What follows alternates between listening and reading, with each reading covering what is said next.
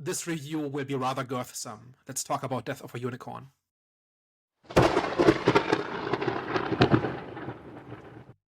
Today, we are going to be discussing or debating Death of a Unicorn. Before we get into that, you already know what time it is. Movie recommendation time. So, guys, what is the best recent thing that you've seen? So I watched Paradise, which is a TV show on Hulu. It's essentially about this underground city, or so no, the government have had to create an underground city because there's been an extinction level event that's happened on the surface.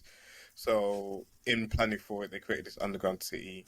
In here, the president is assassinated or is pretty much murdered in the first episode. So it's following the people and trying to figure out who murdered the president. There's a lot of like mistrust, and it essentially follows his main personal bodyguard in trying to uncover the truth and trying to uncover what happened to the president.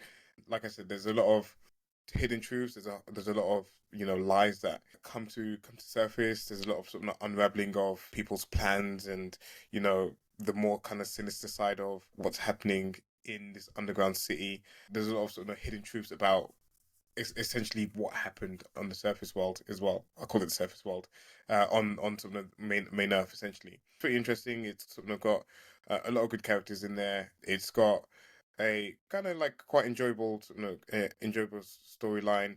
It keeps you kind of wanting to watch more. Keeps you engaged throughout, and I thoroughly enjoyed the whole sort of mystery of who done it, and why do they do it, and again, you also uncover some really sinister characters that are also down there as well, that are working for some people, and I will say the acting on their part is really strong. So that's my recommendation. I finished season three Gangs of London. There's not much really to the story, just pretty much drug wars in the streets of London. Obviously, you've got different type of families, different cultures clashing. You've got the Albanians, you've got the Brits, you got the Indians, I mean the Asians, so on, etc. So yeah, it's pretty much turf war in London, and the story's obviously filled with deception, cheating, violence, betrayal. Yeah, and especially season three, there's I'm pretty sure there's a fan favorite character that ends up dying, unfortunately. Sure, if you've seen it, then you know what I'm talking about. But if you have not seen Gangs of London, I would recommend definitely. It's definitely I don't know if it's a UK hidden gem. I don't know how popular it is, but it might be a UK hidden gem because I haven't seen much people speak about it on Twitter. But yeah, I definitely recommend. Definitely start watching that as a good one. I've seen a lot of people talk about it, and my issue was it was described as not having any story and just being pure violence, pretty much. It was like everywhere that I've seen it described was that there was like a real lack of story, and it was just sort of action.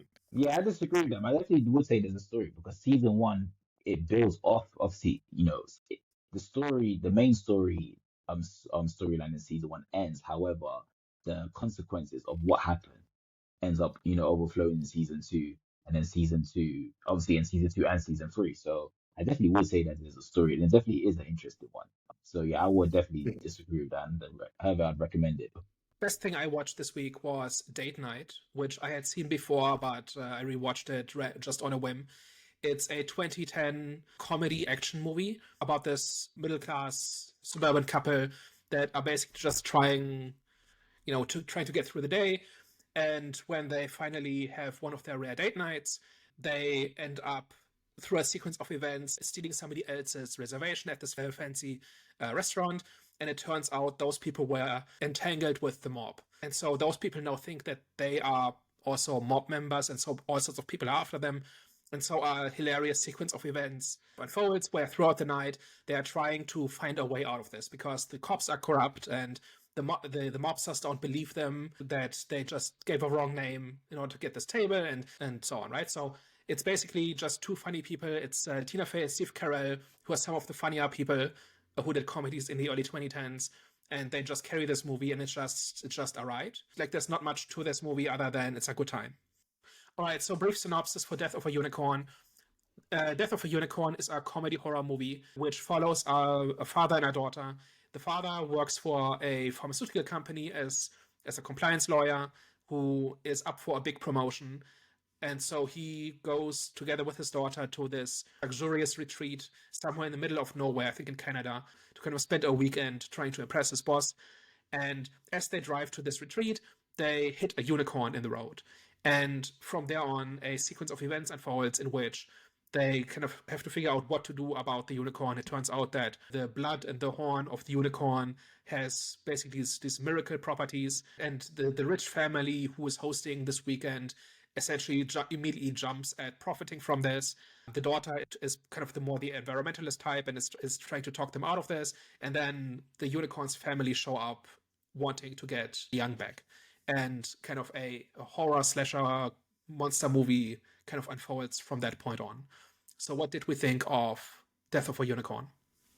It wasn't great. I think, okay, so I'm kind of having a problem with A24 because they used to be one of my favorite production companies. However, this one, even though it was semi fun, the film, there was some decision making in this movie which was a bit, not even a bit, it was questionable. I felt like it was okay, and that's the problem that I'm having with A24 movies is because it feels like they kind of say heading down the same route as Blumhouse. Overall, this movie it was alright. There were some things which I found was cool, especially like the unicorn healing power. The unicorn's blood having healing capabilities. In terms of like the relationship between the father and the daughter, which like it wasn't really developed fully because the friction between them two kind of like wasn't really explained, even though I do understand why there was friction because obviously, there was obviously grief amongst the two. Overall, I think it was a all right cinema film. It was okay. It was okay. Could have been way better, but it was all right. I wasn't mad at spending money to go watch this film. Firstly, shout out to that one girl in my movie theater that was having the best time with this movie. Like, she was one of those people that were adding commentary to it and was literally just laughing at everything that was going on in the movie. And I wish I could have seen the movie from her lens because, again, this seemed like it was like her favorite movie of the year. For me, this was a big miss. This was a big, big miss. Firstly, on the comedy side of things, I didn't find it personally funny. It wasn't sort of my type of humor. And Paul Rudd is actually normally does get a few good laughs out of me. And I can't remember the other guy, is that Guy Polter or something like that. Is normally okay in movies as well, but for me, it just didn't kind of work for me at all in this movie. The story was whatever for me as well. Like I wasn't sort of heavily invested in any of the characters or any of the sort of conflicts between the father and the daughter, or sort of him trying to impress his boss or anything like that. So I wasn't emotionally invested in the characters either. I will give it props for having a kind of like unique take on the slasher type of thing with having the unicorns hunting down the humans because it creates some really interesting sort of visual pieces. It creates some like interesting tense moments. But I think overall, like even that I'm giving it praise, but at the same time I was just like, it's a bit silly. It's hard because I'm like trying to like praise it, but also critique at the same time because I can appreciate it for what it was trying to do, but it just didn't land for me. But if someone said that they really enjoyed that aspect of it, of the unicorns kind of like tearing through the house, sort of stalking the humans in this, I'd understand it. But I think this on all levels just wasn't my type of movie, unfortunately.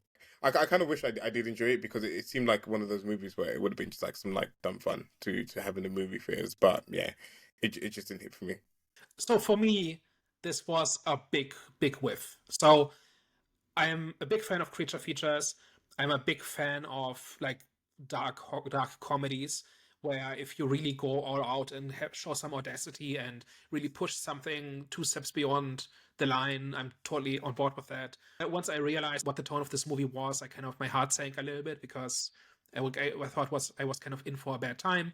And I think the part where it's the satire of the pharmaceutical companies and all of that, I think that is quite weak.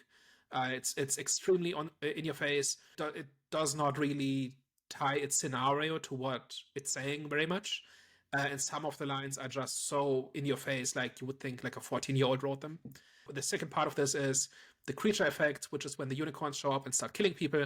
The unicorns look like complete ass. They're just terrible. They look like something from 15 years ago. The actual action scenes where the unicorns actually start going to town on people are very few and far in between. So that by itself does not carry the movie. And then we've got the family aspect to it, which I think is very wooden and very stilted and very uncomfortable, but not in a challenging way, but in a way where I did not buy that these were family members because they were so uncomfortable with each other. And on top of that, the entire movie is about 2 hours too long. Like it's ridiculous. Like specifically, the ending never comes. It just goes on and on and on. There's always another scene. There's always another complication. On paper, it's actually not that long. It's actually 107 minutes. That felt like 3 hours. So not a fan. Let's talk about it. How did you guys feel about the mythology? Sorry, I said theology before, but I meant mythology of the unicorns and how that was incorporated in obviously the environment that they were in. Because it wasn't a fantasy environment, it was, real world, but obviously they had unicorns in it. So how do you feel that was executed? So this is not the only movie or the only story with evil unicorns, but there's not that many. So this is fairly new ground, right? And this whole idea of trying to tie the healing properties of unicorns who can just cure any disease and any condition and tie that together with kind of like the pharmaceutical industry. On paper, it sounds kind of interesting, but it's kind of basic, right? It's like once you know that unicorns are associated with healing powers, it's kind of it, right? There's not that much more to it. They go into the fair maiden bit a little bit, which they mention like 3 times, which historically unicorns are kind of attracted to maidens, whatever that means, right? That comes up and is criticized for being outdated medieval social norms and whatever.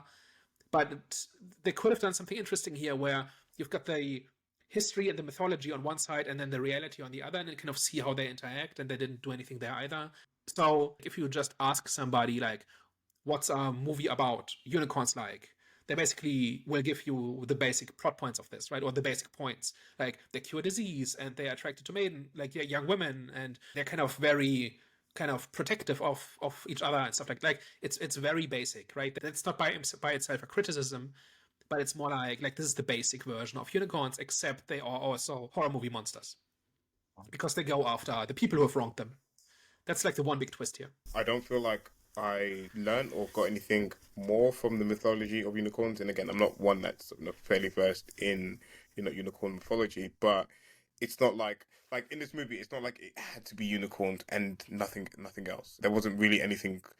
Apart from the healing aspect of it, with the pharmaceutical angle of trying to extort the healing factor from the unicorns, it really didn't really feel like the unicorns really mattered outside of that, or the unicorn mythology or anything like that. So to me, it was just like, oh, it's just weird that we've got unicorns in this real world setting, and it was just like it just kind of like seemed normal. There wasn't like that shock factor that there were unicorns in this particular world, and they just like hit one, and it's like the first one that they've ever seen, and they've never heard stories about it. So for me, it kind of fell flat, the mythology side of things, and there wasn't really, for me anyways, much to take from it. I think the basic idea of this will cure anything, but there's only so much of it.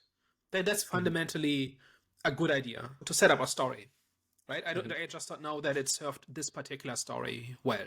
If your whole point is going to be about pharmaceutical companies being evil, and you're tying the healing properties of the unicorn to that, I feel like you have to do a little bit more than just serve us the basic and serve us the most generic, middle of the road villains that you can ever put to paper in this movie. If you're gonna tackle the topic, like you always say, if you're gonna tackle a specific topic, actually try to do it well, as opposed to making it surface level.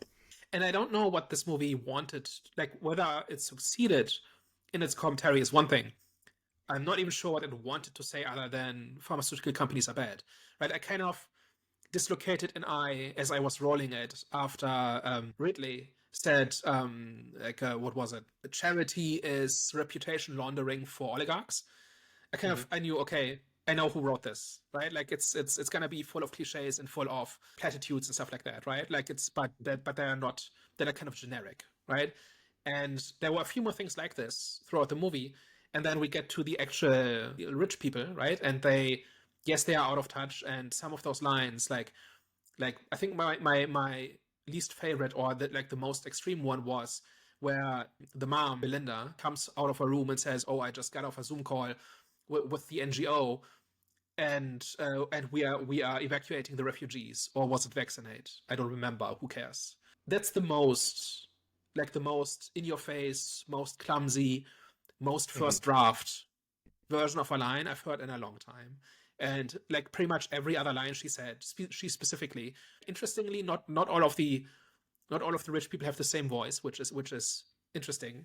But the mom specifically had these extremely over the top and out of touch lines, and I kind of get what they were going for, but it was just so blunt that I just could, like, I had already skipped Mickey 17 because I was hearing that did this, and then a week later I tried, like, I couldn't dodge two bullets in a row is what I'm saying, right? It's like I hate this stuff. Like if you have something to say, craft an interesting story, right? Craft a story about how this creates an actual dilemma. And I've got actually examples of shows that do this. But throughout the movie, like as they have like the unicorn, there's not much where they're actually doing something really terrible. Like they have this one unicorn, right? And they don't have a way of getting more. So they grind it up. Like it's already dead, right? Like they kind of halfway into the movie realize that it's kind of regenerating, which is kind of like an extension of its healing powers. But they didn't know this. They thought, okay, this one is dead, but it can cure all diseases, so we're gonna grind it up and sell it. Which sounds cruel, but it's already dead. Wouldn't it just be a waste to just throw it away when it could cure a couple hundred people, right? And obviously they're not going to do it out of the goodness of their hearts. They're going to sell it and they're going to make a profit. But I'm not exactly sure how that was broken. Like they had something that was valuable and they were going to sell it. Yeah, they're trying to hide it from the government because the government is going to take it away from them, which they should, right? Because this should be a public good, right? But I'm not getting to the point where I say, oh, this is awful. It would be different if, ironically, the son actually comes up with a plan to create a sustainable unicorn farm. Did you pick this up? I didn't pick up, no. Yeah, so there's one line where he says, hey, we should be farming these things. And he's basically saying, my parents are short-sighted. They're only looking for the short-term profit. I want to farm these things forever and just slaughter them like cattle and make money off it forever. Now, number one, that's actually a sustainable plan. And number two, it's one line. It's kind of thrown out there and it never actually goes anywhere. It does not impact the plot. It does not impact his attitude to his, it's not a reflection of his attitude to his parents, that they are a different kind of rich than he is, or that they have different personalities and priorities than he does, or whatever, right? It's like, just throw out bad things, and they're doing it. Or like that scene where he's eating the unicorn steak. Is that actually a bad thing? Because it's already dead. What are you gonna do? Throw away the meat? Isn't this sustainability? Yeah. I was going to say, I feel like there's been a trend in movies where they want you to believe something is bad or something's evil, but it's actually just like the logical thing, and it's like actually not as bad when you like really think it through. And there was like one example in the movie that we did, and this was like a couple of weeks back, so I'm not going to remember it particularly, but it was just like another example of it where I was just like looking at it and I was like, yeah, that makes sense. Like, I don't see why this person's being painted as the villain for doing something that most people will probably do anyways. Like most people, if you landed sort of the ability to heal all all illnesses on there, a lot of people will sort of try to harness it, and two, potentially look to make money off of it, and potentially look to profit from it because it's something that's just fell on their laps. And again, they would also probably try to hide it from the government as well because they know that the government will take it from them. So it's like, what we're being shown there isn't anything that's too far-fetched from what a normal person would do. Of course, it's portrayed in the most exaggerated way, and because of that, you were meant to see it as bad. But again, once you break it down logically, it's not. It's not the most villainous thing to do to a dead unicorn. What's missing here is kind of the systemic failure, right? Like, why is this broken? So this is happening in the context where in the US you've got these exorbitant prices for medicines, right? And I don't have a good solution for it. I don't think it's simply because CEOs are sitting around thinking about how to screw over people today. I think it's a little bit more complicated than that. But yeah, just people trying to kind of make a profit from this is not the worst thing. But also, eventually the government would catch on, and eventually they would seize the unicorns and they would probably declare them like a protected resource and kind of manage it in some way, which would not necessarily solve all problems, but it's kind of just the thing. Like, you can absolutely do something with this, right? Like, what if you simply cannot cure more than 100 people per year? Who gets that cure, right? Like, that is a political question, and the answer is the people who paid the highest price. Maybe that could be explored, and there could be real dilemmas, and there could be real ambiguity, and that is entirely missing. It's just simply meant to look at this: oh, pharmaceutical company, they're evil. End of story. And it's the end of story part that I have a problem with, because we could have done something really like a lot more interesting about this. You can even go into people's selfishness, because one person might have an illness, and then you could see someone else has something that's a little bit worse. But it's like, okay, as like an individual, what do you do in that situation? Like, how does that impact their lives? How does that impact their livelihood?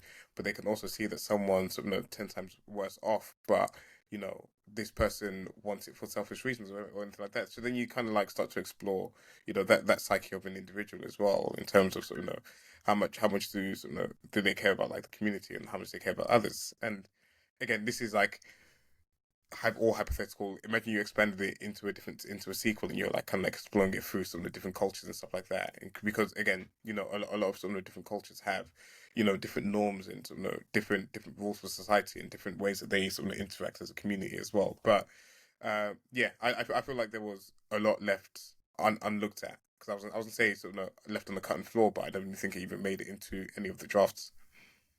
I don't even recognize the fragments in this, right? Like, I don't think there's even the beginning of this kind of being explored. We're kind of a broken record on this. I'm absolutely for a story that explores this in an intelligent way, that actually has something to say, and maybe has something insightful to say about how the pharmaceutical company works. One of the justifications for the high prices is that you have to invest like $500 million, because you have to jump through all these efficacy and safety hoops. And if you can't recoup that, you're not going to do the research, right? Not taking a side here exactly, but that's the argument. And that argument could have been reflected in the movie, and different characters could have taken different stances on this. And like, what this all comes down to is the writers are not interested in actually constructing a scenario that actually does something interesting, and they're not interested in having different characters voice different opinions. Not really. They do a little bit, but some of them are clearly strawman, right? So Yeah. that's just, it's another movie. I thought I dodged a bullet by skipping Mickey 17, because that seemed to be exactly the same thing, and also equally inept in its metaphor, apparently. So one of the things that really rubs me the wrong way is how writers apparently don't know what metaphors are anymore, because your metaphor is meant to actually kind of have the dynamics of the topic you're talking about. And I'm not entirely clear on like which underpinning cause of healthcare this is dealing with, other than it's expensive. It seems to be the beginning and the end of it. I don't want to spend the entire review on that, but it's clearly the point of the movie, right? And I think it's worth pointing out when it doesn't do that well. There's little bits and pieces here. Like one little scene I liked was when Dr. Bhatia steals some of the powder because she wants to get paid. She's been working for these people. She's been making sacrifices. She's endangered her life, and they have a history of like not paying people, right? And so she's gonna take what she thinks is hers. And that was an interesting little nuanced moment, right? It was just a moment, but it worked, I thought. Like it was a little bit of a gray area where kind of the father, Elliot, was always trying to be the good guy, and for a long time, Dr. Bhatia seems to be kind of like a passive victim of this. Like she kind of has no choice but to participate in this. But then when she gets a chance, she actually jumps at profiting from this as well, because she thinks she's earned it. So like that's it's not all garbage, right? Like I think there are individual decent scenes in this. They're just not enough, and there's not an overarching scenario that justifies its subject matter and is actually insightful on its subject matter. I think that's really the problem. Yeah. What's interesting about this, I'm not the only one who says this. I found a whole bunch of articles that essentially make the same point. Like, even the people who will jump at the first chance to praise a movie for its messaging are kind of fed up with this. Like, it's interesting. Like, it's like mainstream publications that would normally praise a movie like this are kind of saying, like, can you try harder? Right? That seems to be kind of the bottom line of in this, right? Like, it's kind of tired. It's kind of obvious. It's kind of rote. And I was wondering if anybody was ever going to get a breaking point other than me, or us. You know what I mean? Like, Yeah. journalists specifically seem to be very eager. Like the kinds of like journalists who write about movies seem to be extremely eager to kind of just celebrate a movie for having the right politics, right? And here they didn't. Here they said no, like 3 out of 5, try again. And it's interesting. I don't know why this movie, not something else, but it's just something I noticed as I was kind of looking at like the reception and reviews and that sort of thing.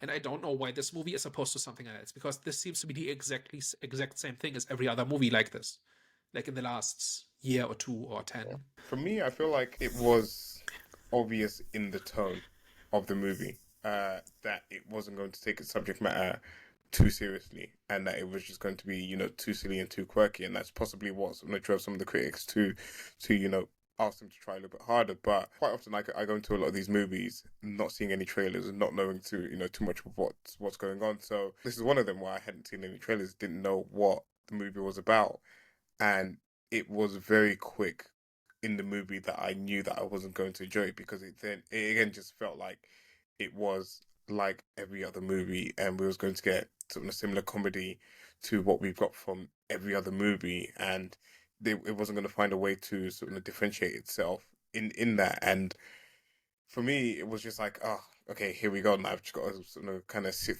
through this movie. And I feel like any sort of messaging or any idea that they had behind that was quite easily lost, or quite quickly lost in the tone, and trying to push this dark comedy aspect of it, as opposed to trying to tell the right story. And then again, it's just like, you have to understand your medium, you have to understand sort of what you're trying to sell and what you're trying to achieve with the story. And does part of making a good movie is understanding, does the tone of the movie match what you're trying to say, or does it sort of kind of like match what you're trying to tell? And again, if you're trying to just be 100% satirical about sort of the pharmaceutical industry, yeah, I guess. But when it's such a big part of the movie, and when it's so in your face, it's you're leaving yourself open to people being very sort of critical about how you're handling the message, because again, it's very front and center in the movie, and you're not really saying it much about it. So if it wasn't as in your face, and if it wasn't as prominent in the movie,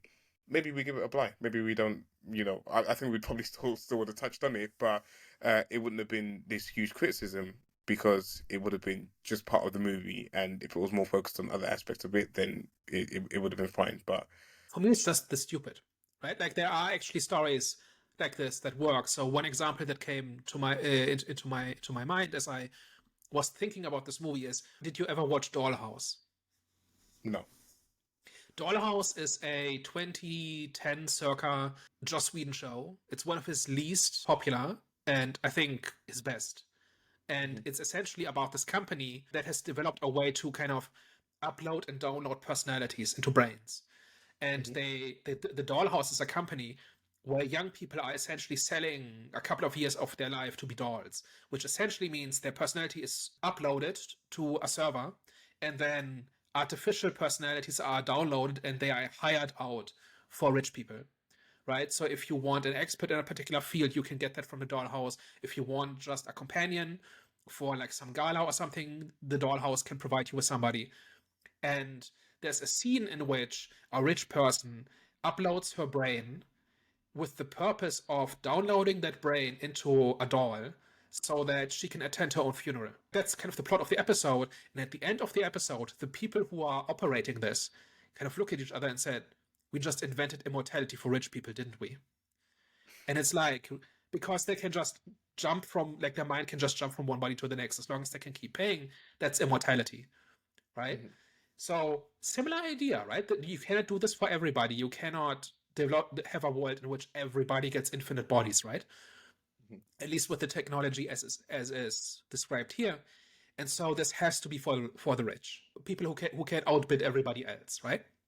Similar idea works so much better because it's subtle and it's smart, and that realization is the payoff to a story that is kind of human, because we are seeing this old woman who kind of goes to her own funeral to see who mourns her and who doesn't.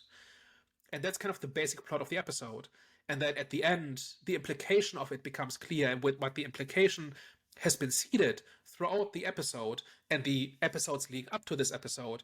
So as you're watching it, you kind of have this realization as this episode unfolds, oh no, there's an implication to this technology, and it's not good for society, right? It's like a nuclear bomb kind of thing. Once you invent it, society is different. There's no going back. So there are ways of making this good, right? I'm not just here to say, oh, you have social commentary in your movie, therefore it's bad. I'm explicitly looking for the interesting and thoughtful and clever implementation, and that is what's missing from all of these movies. So I just want to bring it up because there actually are examples where I'm totally happy with this, and this is yet another movie that doesn't rise to that level. Let's move on to other topics. Another one I had on my mind was the family. Yeah. Right, so family is a major topic in this. You've got Elliot and Ridley, who are father and daughter.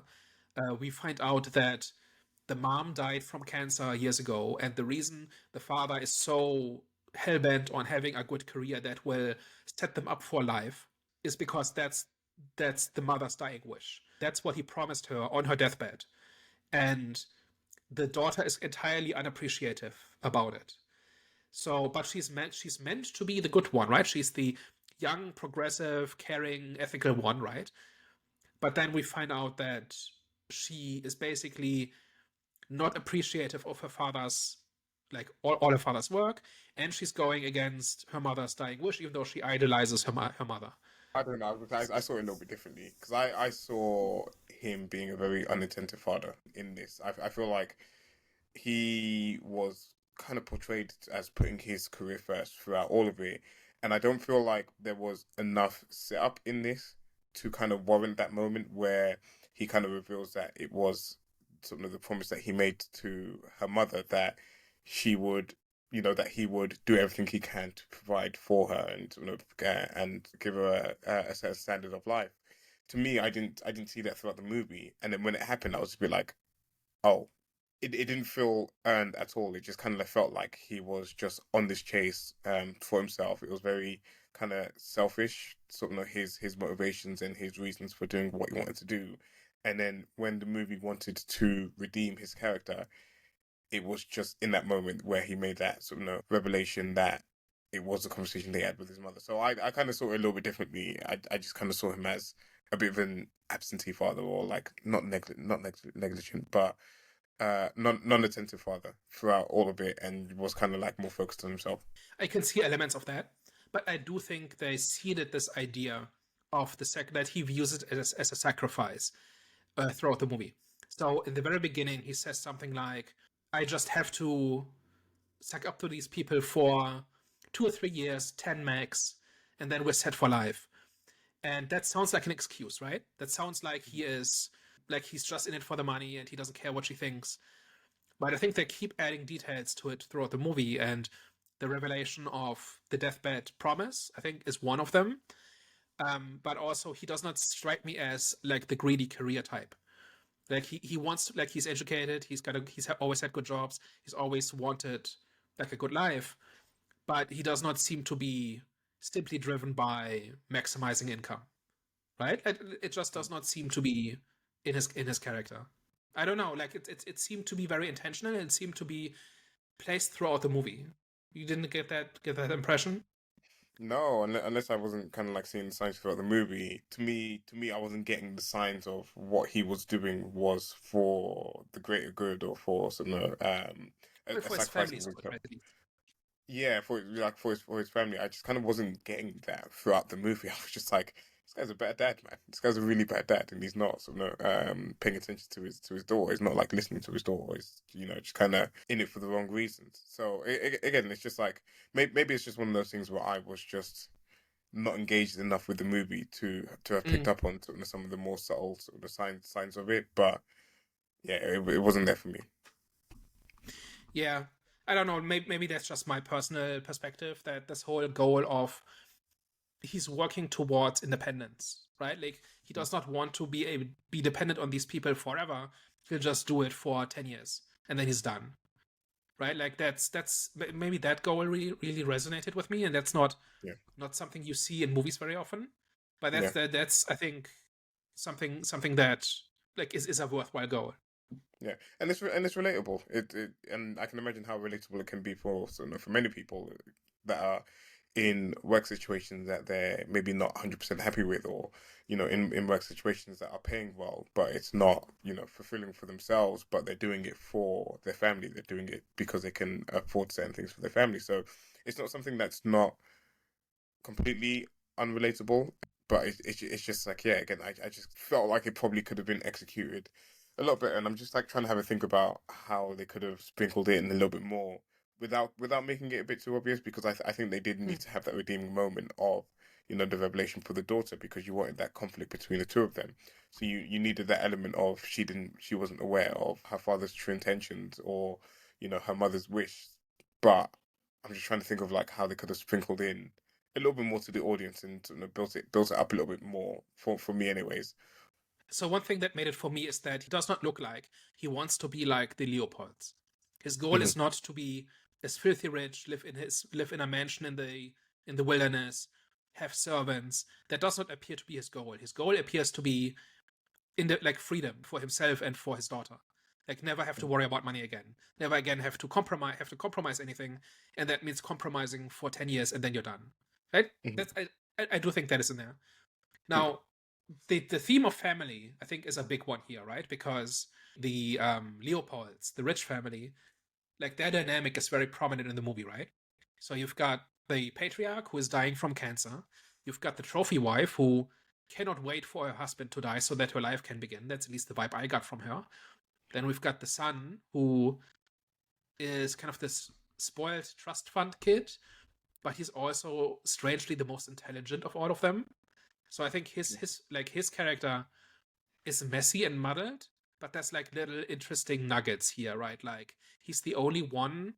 Like on the one hand, he says like hard science is never really, were never really my thing. Meaning working is for other people.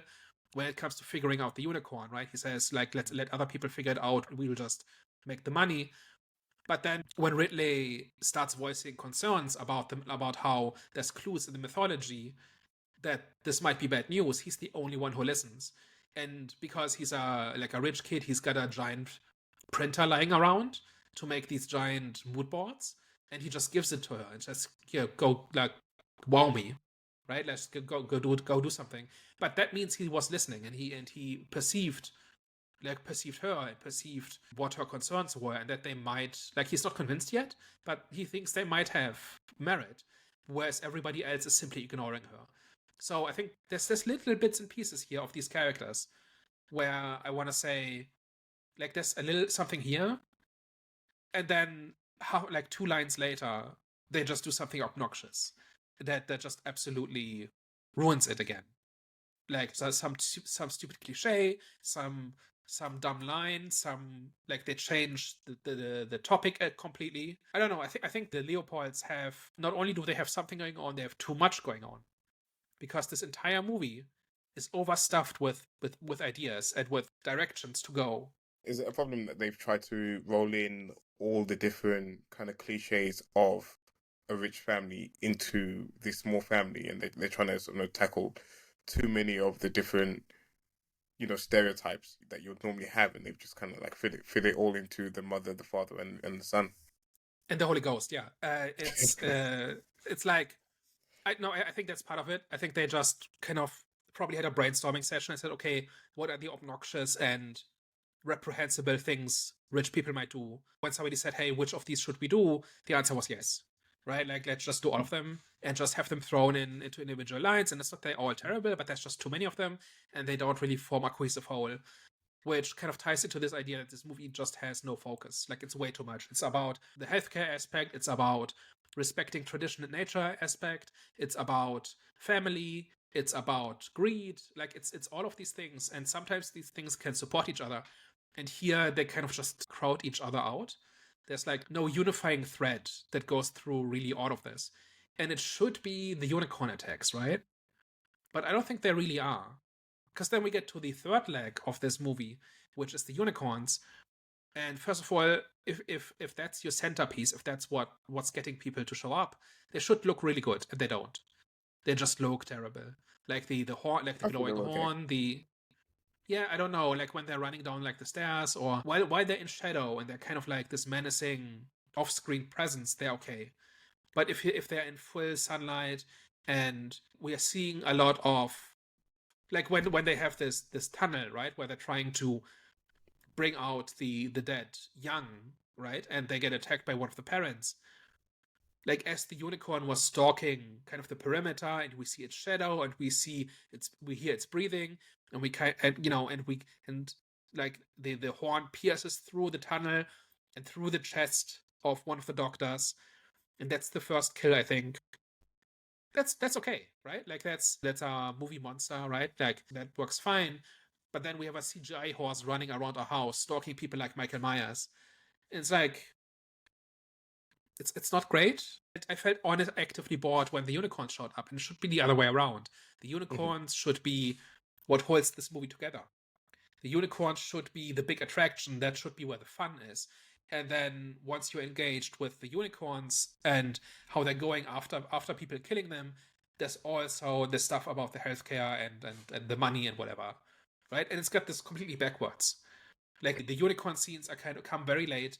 They are kind of feels kind of stapled on. There's like 2 scenes that are kind of cool, and then that's it. And that's really a problem. I think that's really a case where this movie is not that long, and it still feels way too long. Yeah, which is why I said that I had the issues with the unicorn, and whilst I could appreciate that, the novelty of the idea of having a unicorn running around the house stalking people is different than having just another man or woman villain, being the threat. It just wasn't. It didn't sort of kind of like vibe with me. It didn't click with me. But I can imagine for some people it potentially could have connected in terms of anyone that has a little bit more of a love for having like animals as threats in movies, or like you said, kind of like creature features aspects of it. I can imagine that someone like that potentially could have had a little bit more fun with it. But for me, it was just I was just kind of like waiting for the movie to end at that point when you had the unicorns running around. And again, there was like that one moment where the father feels like he's tamed the unicorn, and the unicorn's kind of like playing with him, and then uses his horn to pierce from his mouth up to his head. I was like, okay, like I'm like vibing with that. And like you said, all of the some of the scenes where like they're stalking, they're in the shadows and stuff like that. It's all cool, but like, having unicorns running around is not what I want to see in my movie. I'm kind of the other way around. I think recontextualizing the unicorn in this way, I think is interesting. Just maybe making like unicorns are good, and they represent life and healing and love and like constructive, positive things, right? And to make them movie monsters or like horror movie creatures, I think that's really cool. And as an idea, I think that totally works. It's just you have to make it work, and you have to do something interesting with it. It's the problem. I think one of the big problems of this movie is that it's just meandering, right? It just never ends. There's just one scene after the next.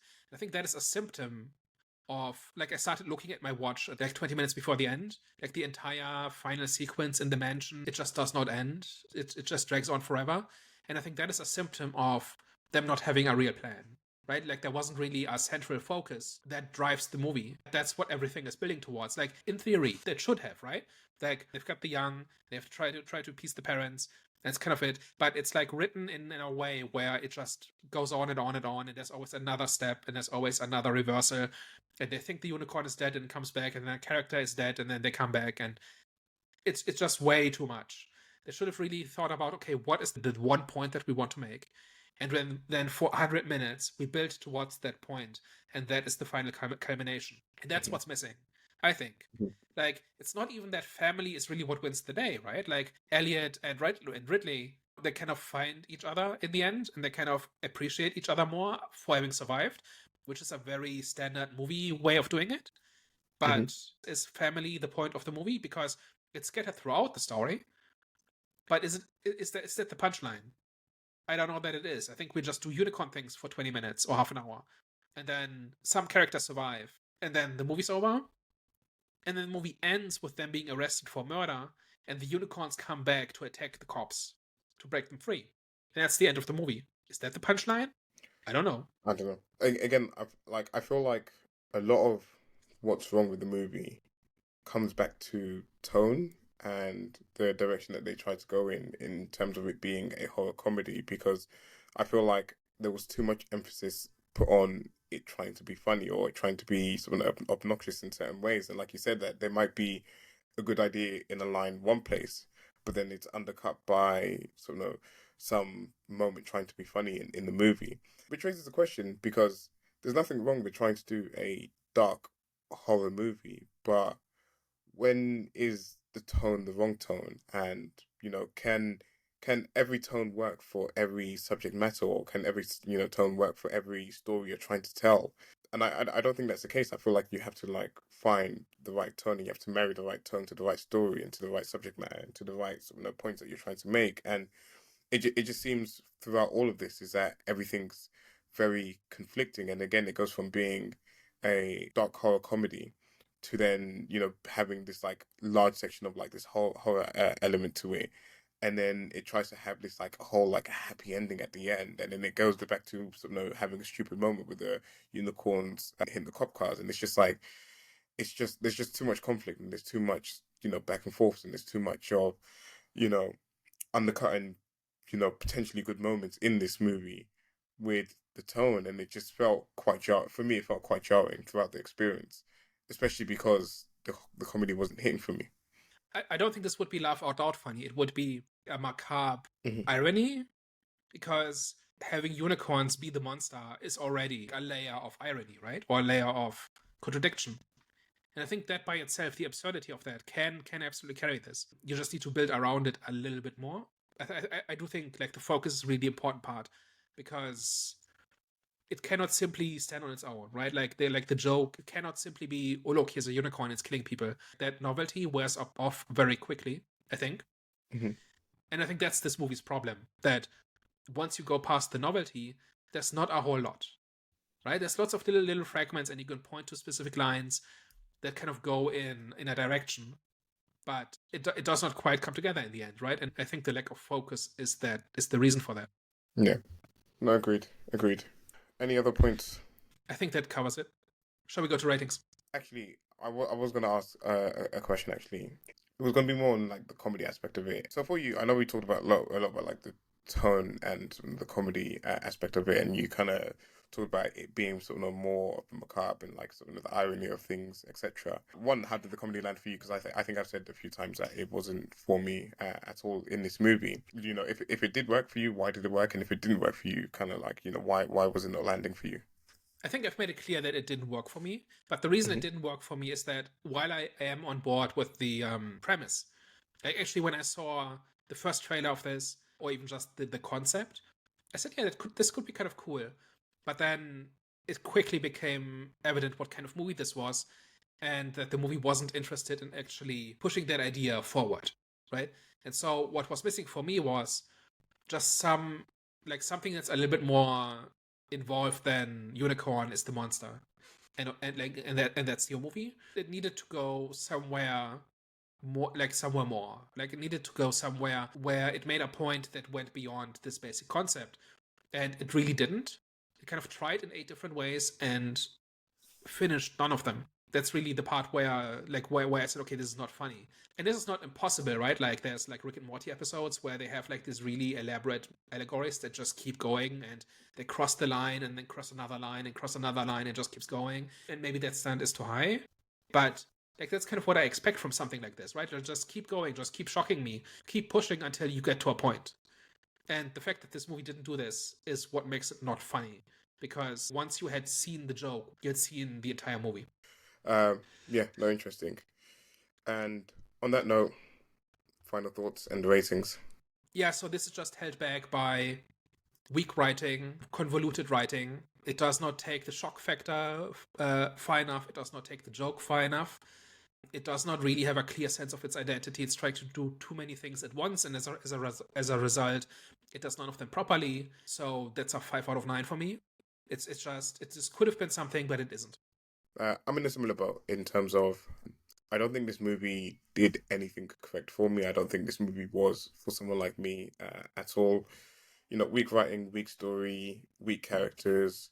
Wasn't necessarily too invested in the whole creature feature aspect of it, the unicorns, etc. So it was always fighting an uphill battle for me it just didn't do enough to win me over. You know, if this was a scenario where you're trying to convince someone to like a type of movie that they don't usually like, this is a situation where it failed, and it didn't pull me in that direction. So, for that reason, I'm going to give it a 3 out of 10 because for me, just nothing worked in this movie at all.